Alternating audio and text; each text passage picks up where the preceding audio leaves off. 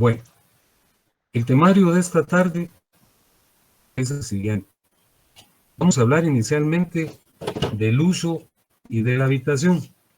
Y para dicho efecto, les pido de favor que abran su código en el artículo que yo les voy a señalar a continuación, a partir del artículo 745.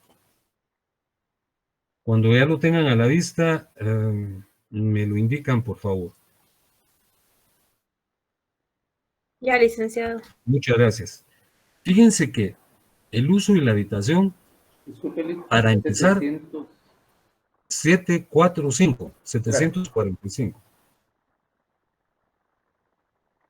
Bueno, fíjense que primero vamos a hablar del uso y de la habitación. Como ustedes pueden ver, son instituciones que están reguladas en apenas 5 artículos, por 2 razones. En primer lugar, son instituciones que han caído en desuso de una manera significada, ¿verdad? Yo considero que si el legislativo en alguna oportunidad emite un nuevo código, estas dos figuras tendrían que ser suprimidas porque han caído en desuso. Son figuras ya muy arcaicas, muy remotas y para empezar, son dos figuras. Ciertamente hay una conjunción copulativa ahí, que es la Y, ¿eh? Entonces parece que se estuviera hablando de una sola figura, pero son dos. Algunos argumentando lo que yo les traje a cuenta de que son figuras que han decaído totalmente en desuso, establecen que deben estar incluidas dentro del usufructo. Incluso algunos les llaman pequeños usufructos,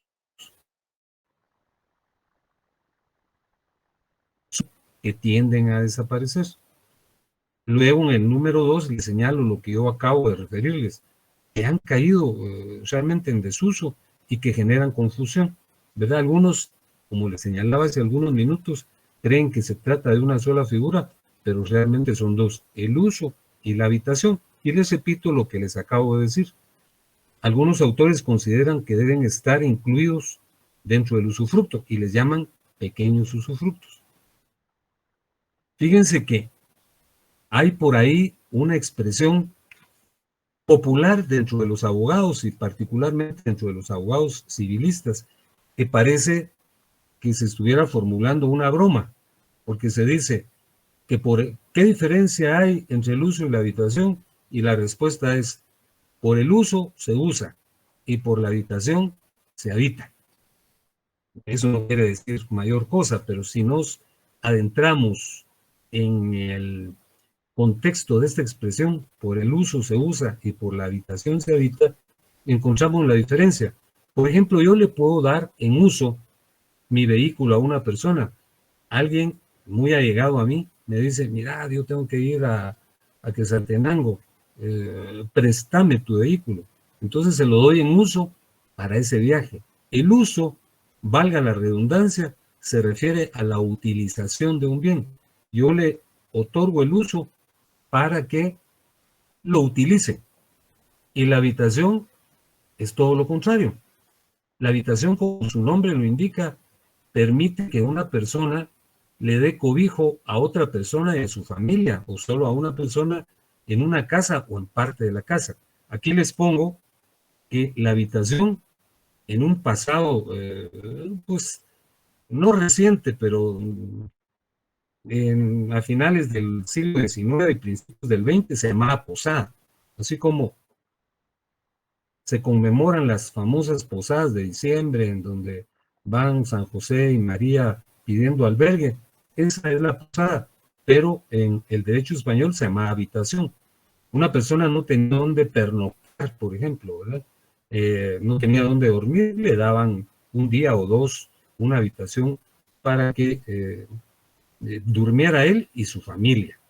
Las diferencias entonces entre el uso y la habitación radican en que el uso permite la utilización del bien y el aprovechamiento de algunos frutos. El usuario puede aprovecharse de algunos frutos, pero en la posada no, en la habitación no. La habitación, como les señalo aquí, es gratuita, temporal, y no se aprovecha ningún fruto. Entonces, si a ustedes les preguntan, como de seguro yo les voy a preguntar en el examen, ¿qué diferencia hay entre el uso y la habitación? El uso puede recaer sobre bienes muebles e inmuebles, y lo que posibilita es la utilización de un bien, que parece una redundancia, porque a eso se refiere. El ejemplo del carro es el más claro. Yo le doy un carro a un amigo para que se vaya a Shela y lo utilice, ¿verdad? La habitación no. La habitación una persona no tiene dónde pernoctar, no tiene dónde dormir, y sobre esa base eh, tiene derecho a morar en el inmueble durante un lapso breve, pero no puede aprovecharse de ningún fruto. Estos derechos son derechos personalísimos, porque no se pueden transmitir, ¿verdad? La diferencia con el usufructo, que el usufructo es más amplio. El usufructuario, como vimos, puede aprovecharse de todos los bienes, ¿verdad? De todos los frutos que produce. El uso solo de algunos y la habitación de ningunos. Entonces, por favor, les pido que hay que darle lectura a los artículos que yo les señalé, que son del 745 en adelante. Y vamos a ver seguidamente el otro derecho real de uso, que es la servidumbre. Fíjense que primero, antes de hacer alusión a este esquema que aparece en la pizarra, les quiero explicar qué es la servidumbre. Fíjense que la servidumbre está regulada a partir del artículo 752, que yo les pido que lo vean.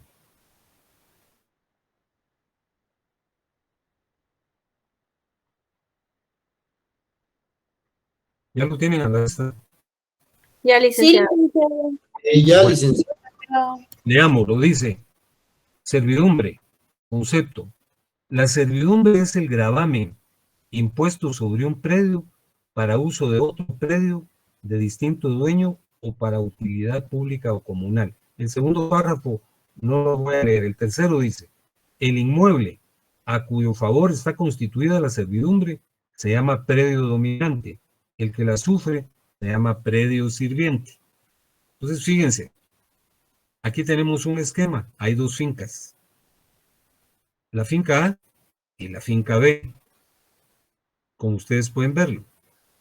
Entonces, fíjense que la finca A tiene una enorme facilidad. Los productos que genera, ¿verdad? Que se cultivan en ella, pueden salir a la carretera que está a la izquierda y dice carretera, como ustedes pueden ver. Pueden salir a la carretera fácilmente, ¿verdad? Porque la finca A está junta, está adscrita, está a la par de la carretera, ¿verdad? Entonces sale con suma facilidad.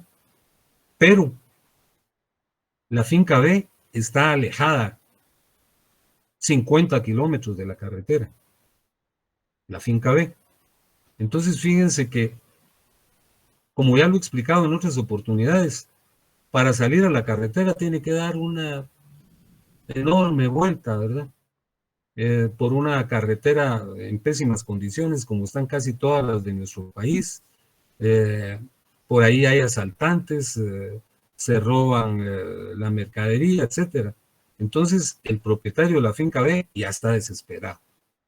Y haciendo uso del diálogo, conversa con el propietario de la finca A y le dice, mira, hazme un favor, fíjate que yo ya no quiero ir a dar esa vuelta, son 50 kilómetros, yo creo que está un poco más y gasto llantas porque es un camino de terracería. En cambio, tú puedes salir a la carretera fácilmente.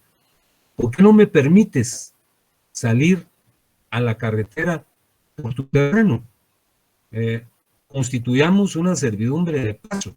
Yo te pago anualmente o mensualmente, como tú quieras. Y el propietario de la finca A le dice, bueno, te voy a dar un espacio.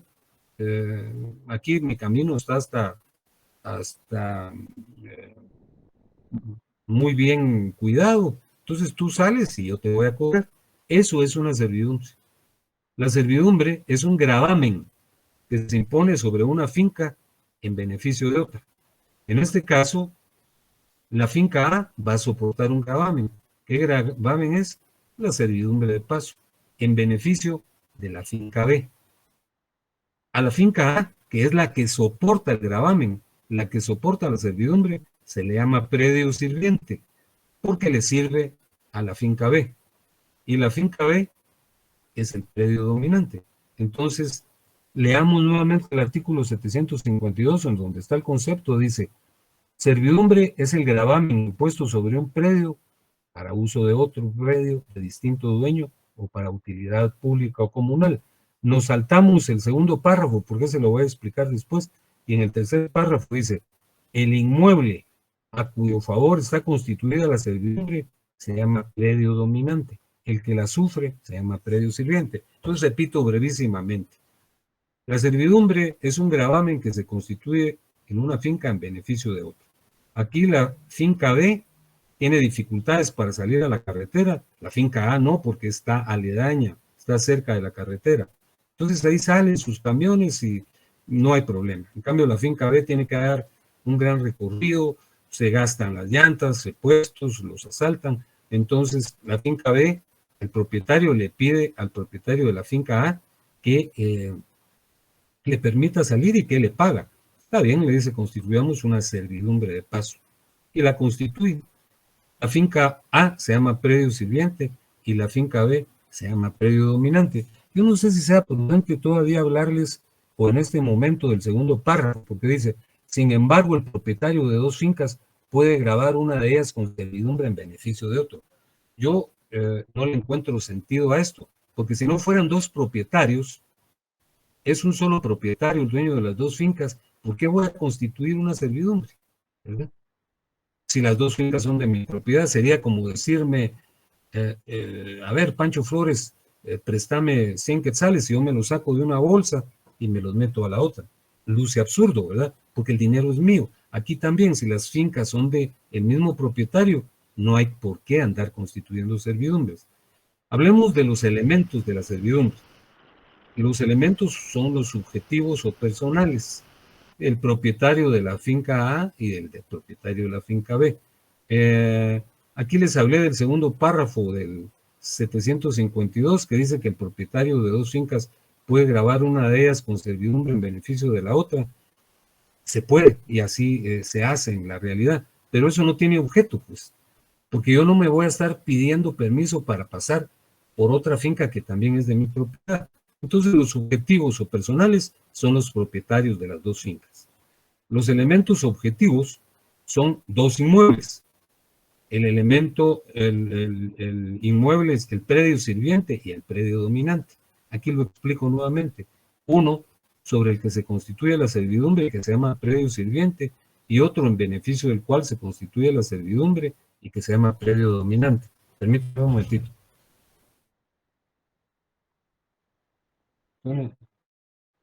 Sonia.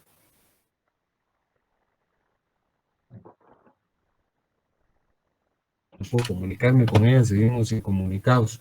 Era para ver si ya estaba el temario. Bueno, vamos a hablar de la clasificación, los elementos formales. La constitución de una servidumbre debe ser notarial, ¿eh? Hay que ir con un abogado. Las servidumbres, de hecho, generan mucho problema, pues, ¿verdad? Entonces, como los abogados concebidos en términos de veracidad y de ética estamos para resolver problemas y no para propiciarlos, la servidumbre hay que constituirla notarialmente y se inscribe en el registro. Fíjense que ocurre también lo siguiente. Hay servidumbres, de hecho, fíjense que por este sector donde yo vivo aquí en San Lucas, había un terreno y por ahí por Milpas Altas, y el propietario le permitió a la comunidad que pasara por el terreno para que no fuera también a dar una gran vuelta, pasaban caminando. Pero después, cuando él quiso construir ahí, la comunidad generó un problema, porque dijeron que ese era un camino comunal. Entonces es mejor hacer las cosas como corresponde e ir con el notario e inscribir la servidumbre en el registro de la propiedad. Veamos la clasificación de las servidumbres. Fíjense que por la naturaleza de los predios, las servidumbres pueden ser urbanas y pueden ser rústicas. Urbanas cuando se constituyen sobre edificios, sobre casas, sobre construcciones.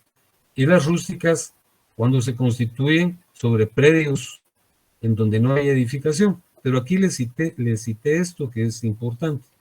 Esta clasificación es una clasificación histórica, ya en la actualidad no tiene mayor relevancia.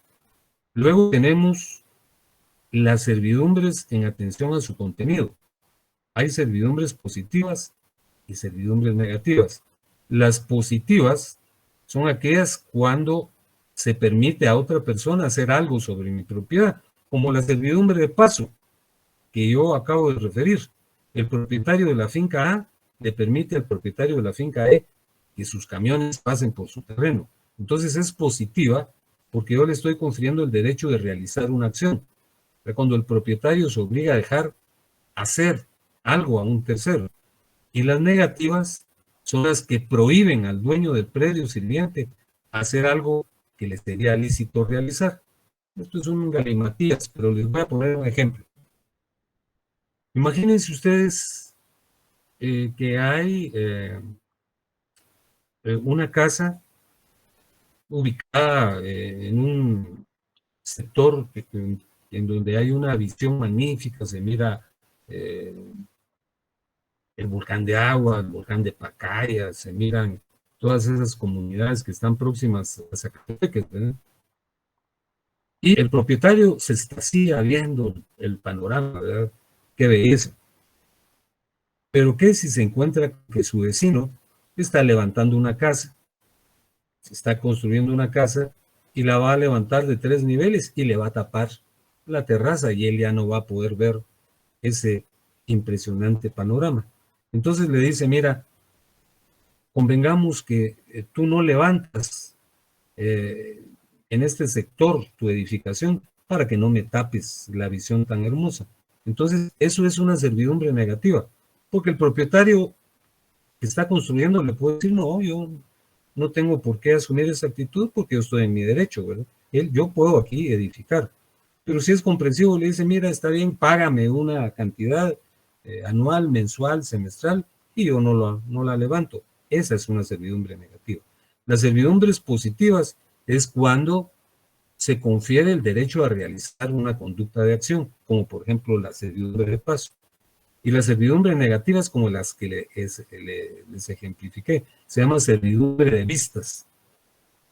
Cuando yo, para no perturbar el paisaje de mi vecino, me comprometo a no edificar.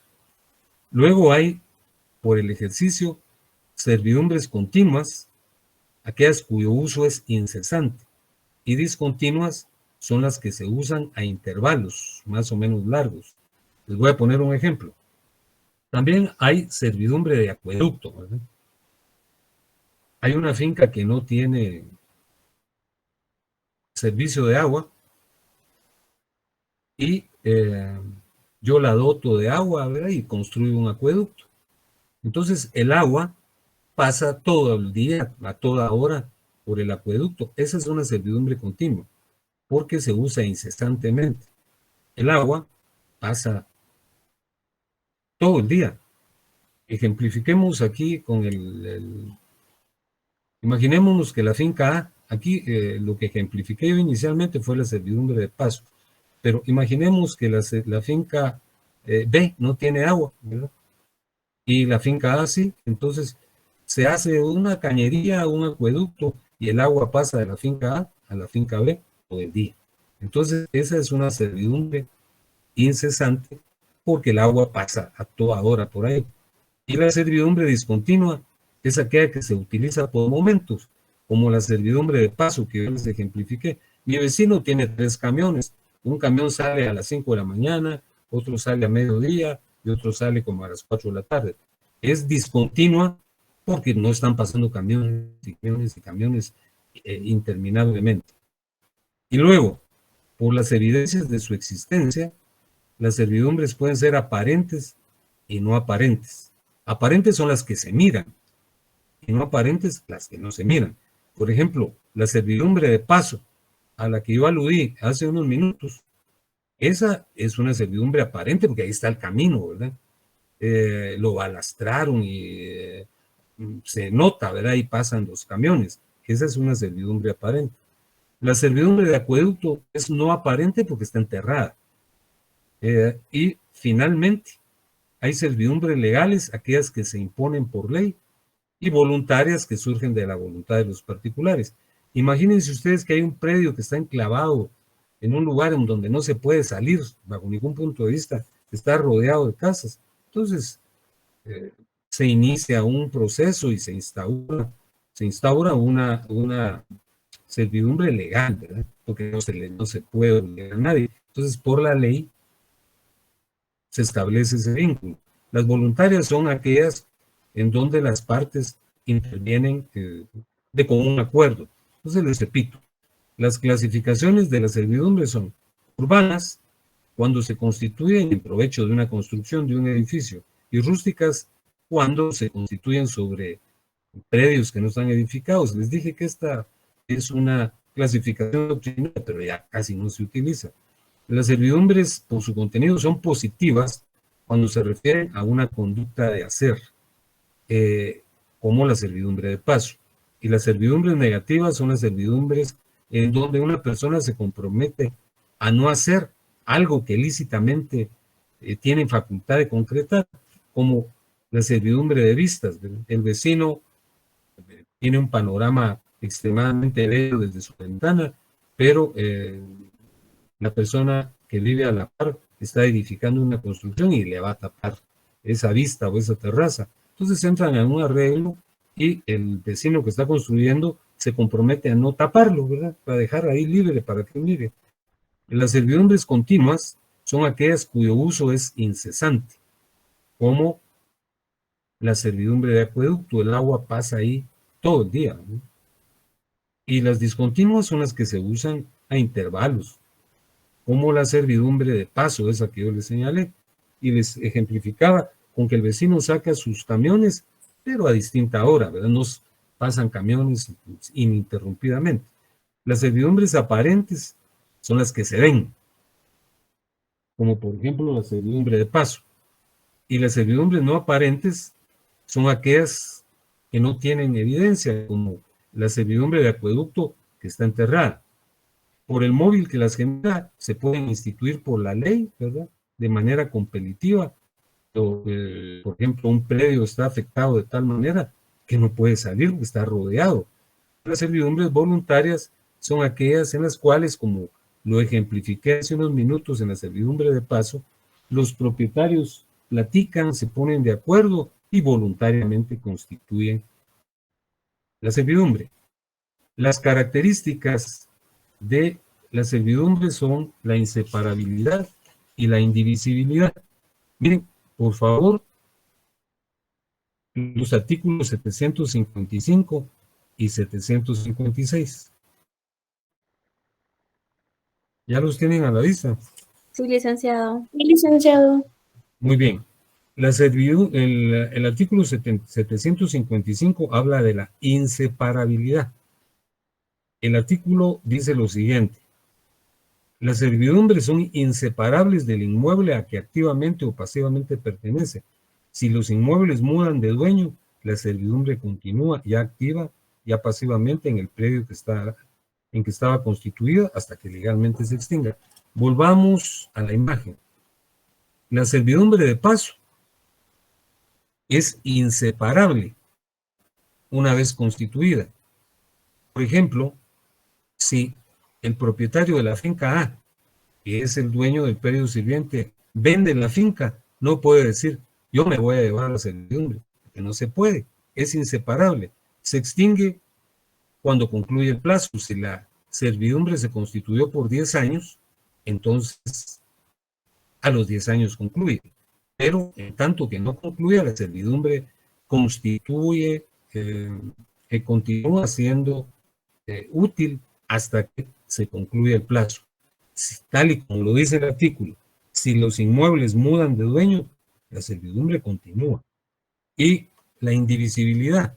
La indivisibilidad está regulada en el artículo 756. Dice este artículo, indivisibilidad. Las servidumbres son indivisibles. Si se divide el predio sirviente, cada una de sus porciones tiene que tolerarla en la parte que corresponde. Volvamos al ejemplo de la imagen. Imagínense que el predio sirviente, la finca A, se divide, ¿verdad? Se muere el dueño y la mitad de la finca le toca a un hermano y la otra mitad al otro hermano. Entonces, aunque haya dos fincas que se desmembraron de la finca A, la A1 y la A2, la servidumbre continúa, es indivisible.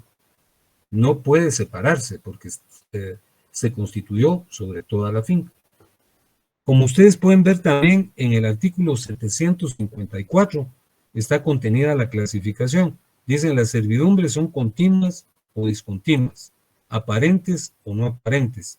Son continuas aquellas cuyo uso es o puede ser incesante, sin intervención de ningún hecho actual del hombre, y discontinuas aquellas cuyo uso necesita algún hecho actual del hombre, lo que yo les acabo de explicar. Y la constitución de las servidumbres se establece en esta parte de la exposición por determinación legal. Aquí están los artículos que corresponden, que les pido por favor que los lean. Las servidumbres legales pueden ser la de acueducto, la de paso, la de comunicación, la de conducción de energía eléctrica, la de desagüe, la de abrevadero y saca de agua y la servidumbre de estribo. Por ejemplo, la de acueducto ya se las expliqué, está regulada en el artículo 760, si ustedes lo miran, ¿verdad? El artículo 760 dice, ¿ya lo tienen a la vista? Sí, licenciado. Gracias, Jamie. Dice, servidumbre de acueducto, casos en que puede imponerse la servidumbre forzosa de acueducto para la conducción de aguas destinadas a algún servicio de utilidad pública. Entonces, por legalidad, se tiene que interponer. En el 786 se regula la servidumbre de paso, que yo ya les expliqué, se las expliqué voluntariamente, pero puede ser también legal. Vean el artículo 786.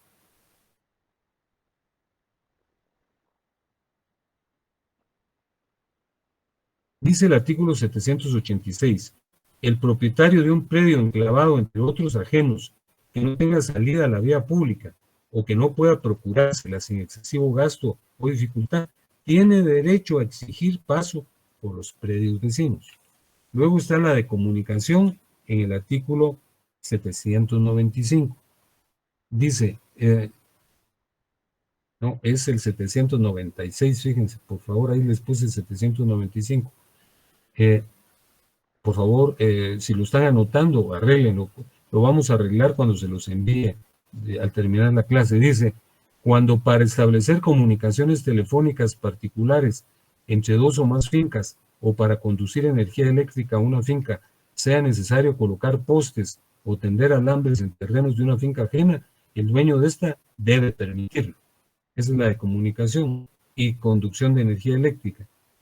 La de desagüe está en el 790. Todas estas son servidumbres legales, porque es para beneficio de la colectividad.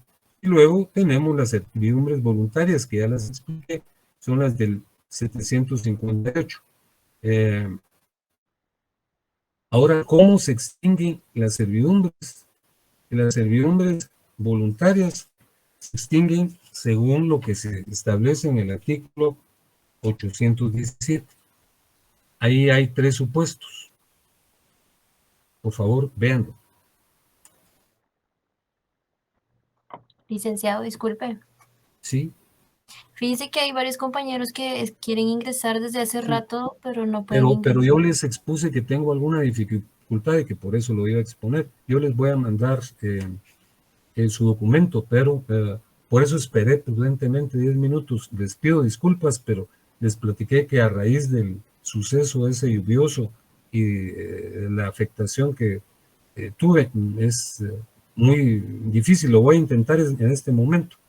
Está pero bien, si no, gracias. perdone, oye, pero sí tuve esa dificultad. Muy bien. Ahora, ¿qué les hablaba? De la extinción de las servidumbres voluntarias. Eso está regulado en el artículo 817. Hay cuatro supuestos. El primero dice que es porque no se usen, cuando la servidumbre fuere continua y aparente por el no uso de 3 años, cuando fuese discontinua o no aparente por el lapso de 5 años. En segundo lugar, cuando los predios llegaren sin culpa del dueño del sirviente a tal estado que no puedan usarse, ¿verdad? Y tercero, por la remisión gratuita o onerosa, es decir, porque lo perdone, ¿verdad? Y cuarto, cuando constituida en virtud de un derecho revocable, se vence el plazo o se cumple la condición. Ahí se extingue. Y las servidumbres legales se extinguen de conformidad con lo que señala el artículo 820, que dice prescripción de las servidumbres legales.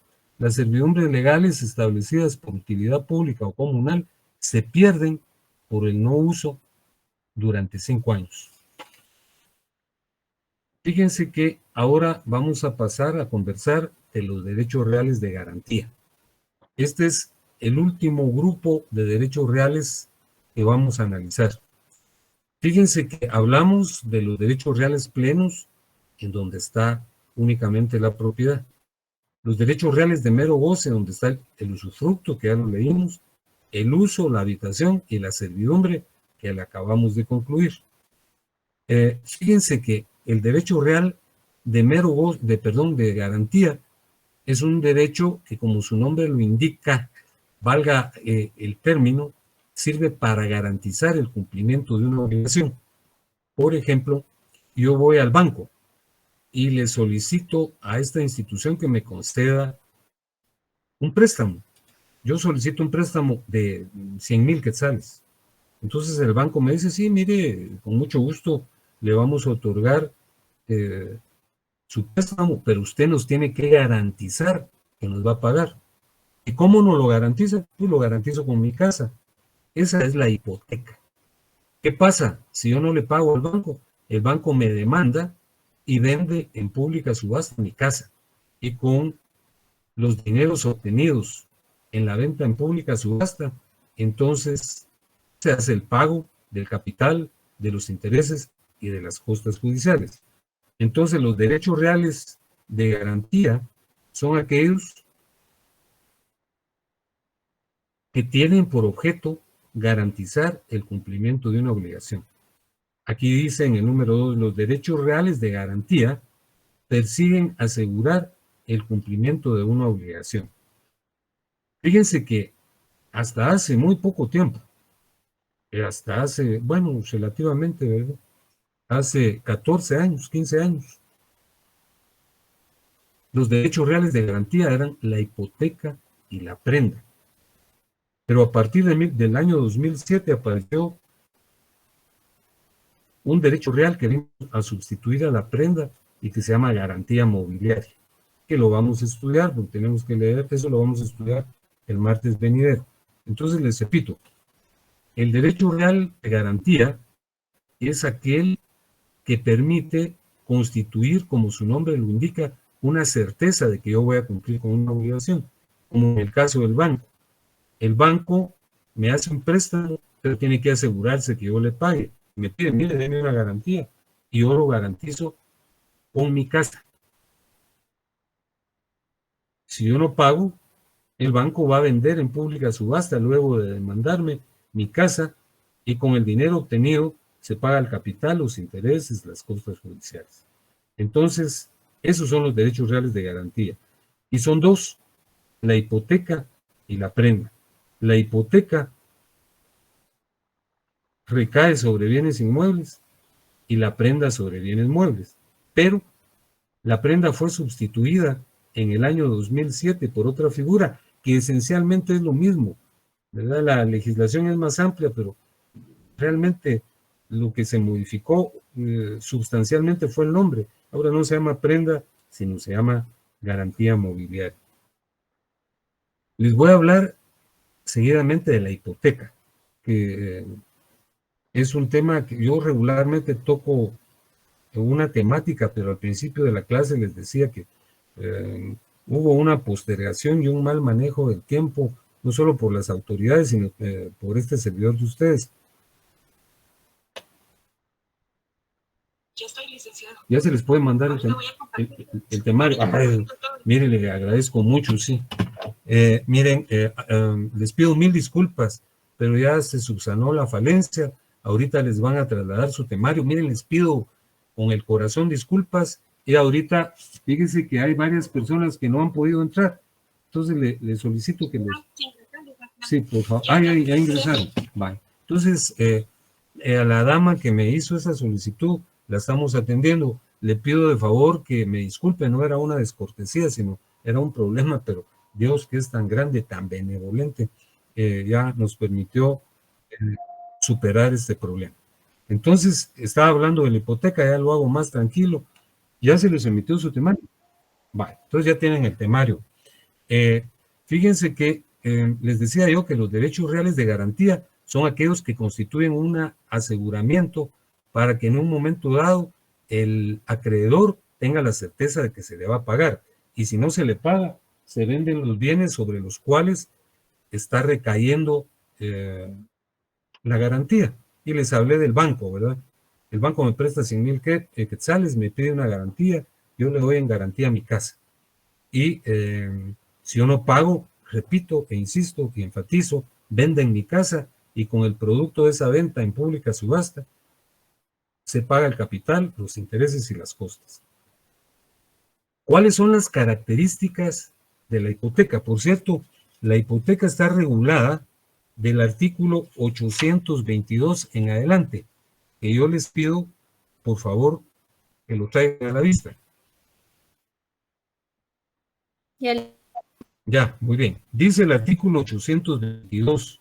Véanlo, por favor. Concepto. La hipoteca es un derecho real que grava un bien inmueble para garantizar el cumplimiento de una obligación. Es el mismo concepto que yo les acabo de trasladar. Aquí tal vez está redactado de manera más breve, 2 renglones y medio. Es un derecho real que grava un bien inmueble para garantizar el cumplimiento de una obligación. Entonces, en principio, es un derecho real. Es un derecho de garantía porque ya se los expliqué hace unos minutos. El acreedor me exige que constituya una seguridad para tener certeza de que yo le voy a pagar. Y si no ocurre eso, entonces, ¿qué pasa? El bien que yo he dado en garantía se vende, ¿verdad? La otra característica es que es un derecho accesorio. ¿Qué quiere decir esto? La hipoteca no existe si no existe un contrato previo. Yo voy al banco y les digo, miren, préstenme 100,000 quetzales. Bueno, vamos a firmar un contrato de préstamo, ¿verdad? Y usted no lo garantiza con la hipoteca. La hipoteca, ¿por qué es un derecho accesorio? Es un derecho accesorio porque por sí misma no subsiste. Yo no puedo ir al banco y decirles, miren, yo quiero constituir una hipoteca. Ah, perfecto, pero usted quiere un préstamo. Me dicen ellos, no, yo no quiero préstamo, yo quiero constituir la hipoteca. Entonces, hasta pueden pensar que yo no estoy en uso de mis facultades mentales, porque la hipoteca tiene que constituirse siempre en relación a un préstamo, en relación a garantizar algo. La hipoteca es accesorio, porque el préstamo me lo pueden dar sin garantía, ¿verdad? Me pueden decir, este señor es muy reconocido y siempre paga y no le exijamos ninguna garantía. Eso solo en sueños puede pasar, ¿verdad? Ningún banco daría un préstamo sin una garantía, pero con lo que acabo de exponer, lo que yo les estoy señalando es que la hipoteca es accesorio, es un derecho accesorio porque no existe por sí misma, sino que existe en relación a otro contrato que es el contrato de préstamo. Fíjense que la hipoteca es también un derecho indivisible. Vean, por favor, el artículo 825. Leamos.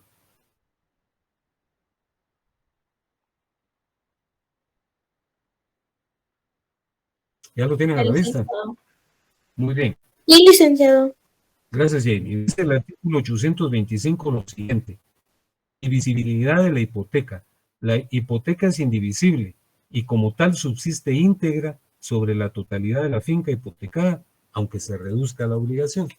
¿Qué quiere decir esto? Bueno, a mí me dieron un préstamo por 100,000 quetzales y yo lo garanticé con mi casa.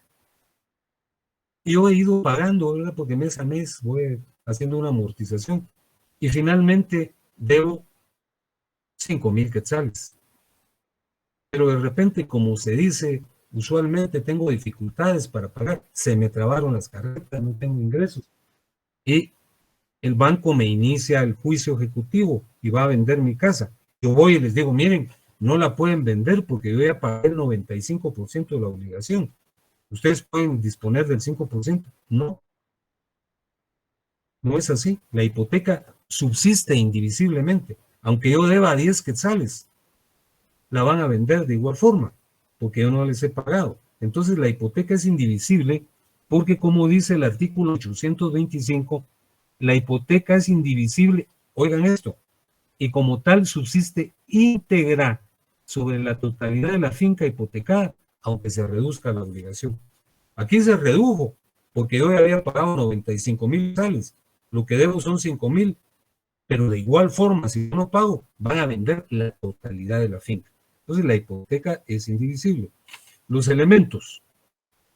Fíjense que hay elementos subjetivos que son las personas que participan en la relación hipotecaria. Primero hay un acreedor y un deudor.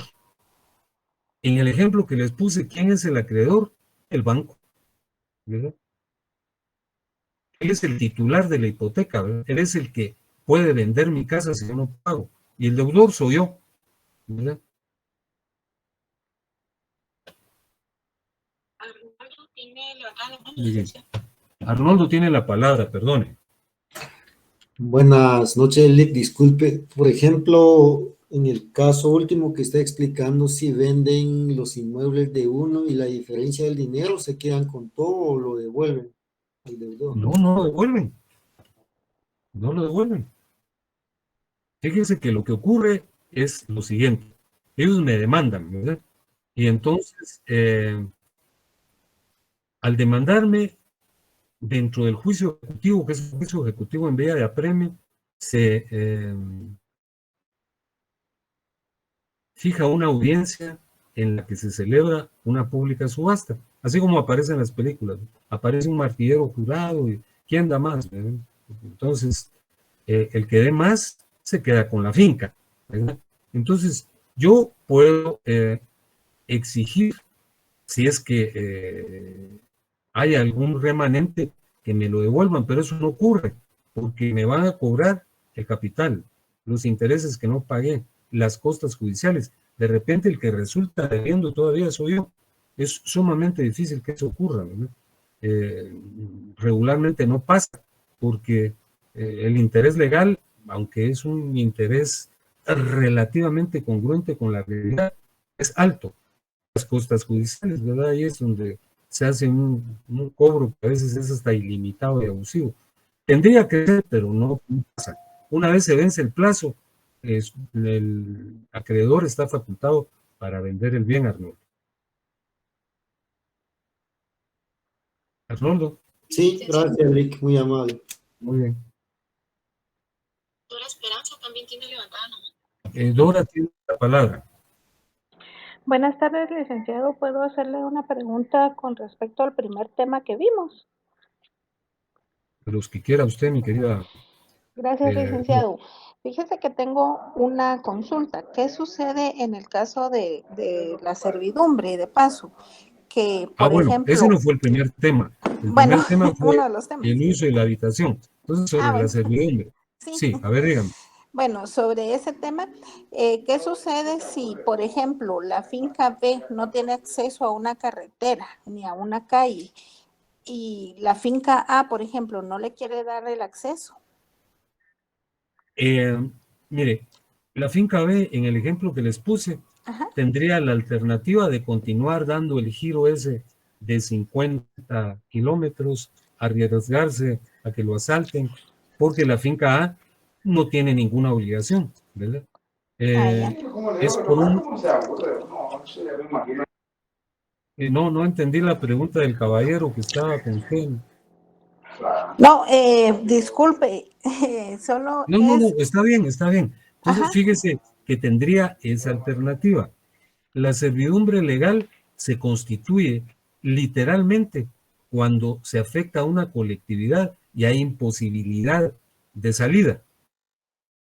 Por ejemplo, mire, no recuerdo cómo se llamaba una comunidad. Eso ocurrió para un el año antepasado. Se recuerdan que hubo una comunidad que se inundó totalmente al punto que no tenían salida para ningún lugar, tenían que salir para una montaña. Entonces, ahí se estableció una servidumbre legal, porque no tenían para dónde salir, pero era en beneficio colectivo. Pero las servidumbres voluntarias no es así como lo dijo el caballero hace unos minutos, ¿verdad? Es menester que se pongan de acuerdo. Por ejemplo, en este caso, que sería una servidumbre voluntaria, es menester que haya consensación. Ahora, si la finca B definitivamente tiene imposibilidad absoluta de salir, entonces puede generar algunas diligencias judiciales para que se compela al propietario de la finca A o a varios propietarios para que le permitan salir. esa era mi duda, Lick, muchas gracias. Muy bien, muy bien. No, y pues podemos preguntar lo que sea conveniente hoy. Estamos a la orden. Gracias, Lick. Muy bien. Ya no me acuerdo de dónde iba. Me preguntó Arnoldo. Sí, ya me contestó, muy amable. Sí, Arnoldo, muy bien. Sí. Bueno, los elementos objetivos o reales son la obligación, la deuda, ¿verdad? Y el bien inmueble que se grava, que se da en garantía. Pero fíjense que hay inmuebles que no se pueden dar en garantía. Son inmuebles que no pueden hipotecarse. Vean, por favor, el artículo 838.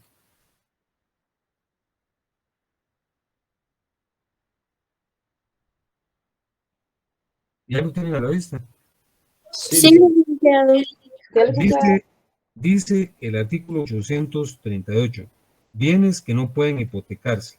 No podrán hipotecarse, primero, el inmueble destinado a patrimonio de familia. El patrimonio de familia no es el patrimonio conyugal. Fíjense que en Civil 1, ustedes estudiaron y los que cursamos o cursaron conmigo esa materia, estudiamos el patrimonio familiar. Eso está regulado en el artículo 352, si ustedes lo ven.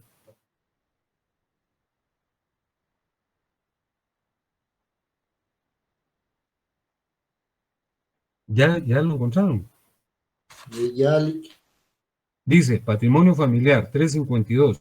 El patrimonio familiar es la institución jurídico-social por la cual se destina uno o más bienes a la protección del hogar.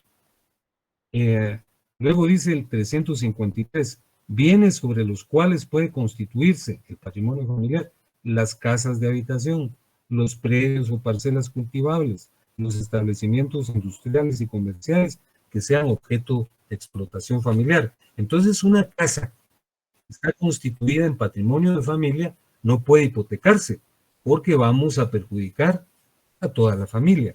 Entonces, el inmueble destinado a patrimonio de familia no puede hipotecarse.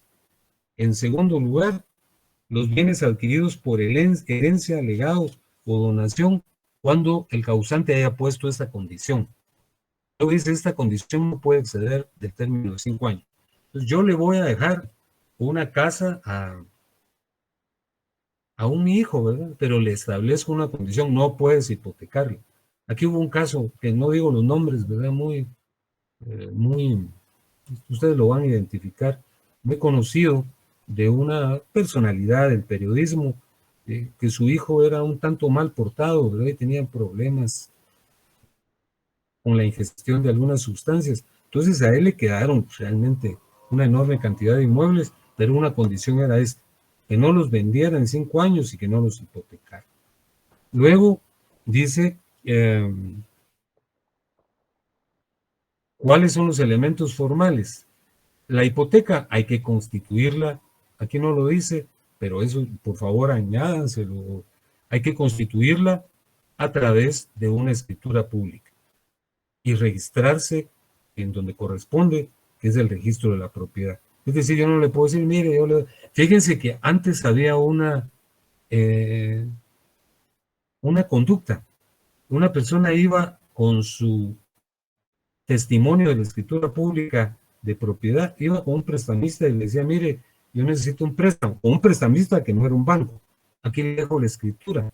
Y se creía que con solo dejar la escritura ya había una hipoteca, pero eso no es cierto. La hipoteca solo la puede constituir un notario, un abogado, y tiene que inscribirse en el registro de la propiedad. Ahora veamos cómo se extingue la hipoteca. Bueno, fíjense que la primera forma de extinguirla es mediante el pago, ¿verdad? Si yo le pago al banco, pues ya no le debo nada. Fíjense que también se extingue por las formas de extinción de las obligaciones, pero esa no se las voy a explicar en este momento porque es muy complejo, eso lo van a estudiar ustedes en obligaciones, pero por ejemplo, la compensación. Se los pongo de ejemplo, esto no se los voy a preguntar jamás en el examen de momento.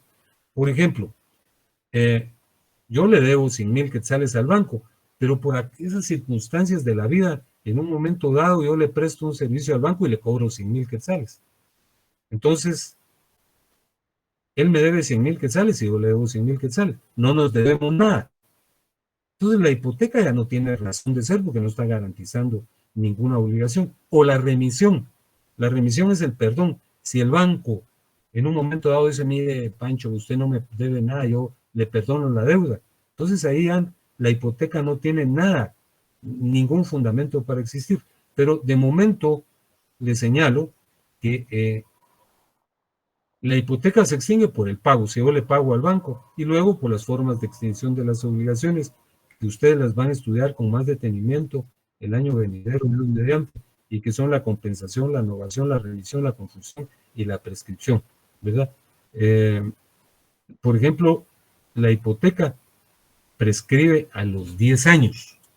Entonces, si yo no he pagado a los 10 años de que se venció el plazo, entonces ahí se extingue la hipoteca, ¿verdad?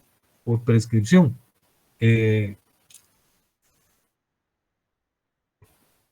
Pero también se puede extinguir la hipoteca por consumación del juicio ejecutivo, ¿verdad? Es decir, si yo no pago, entonces el banco me demanda en un juicio ejecutivo y definitivamente se hace pago con mi casa, ya no hay hipoteca. Y se cancela la hipoteca mobiliaria a los 10 años, como les decía. Eso está regulado en el artículo 1170, inciso segundo, que me gustaría que lo vieran, por favor.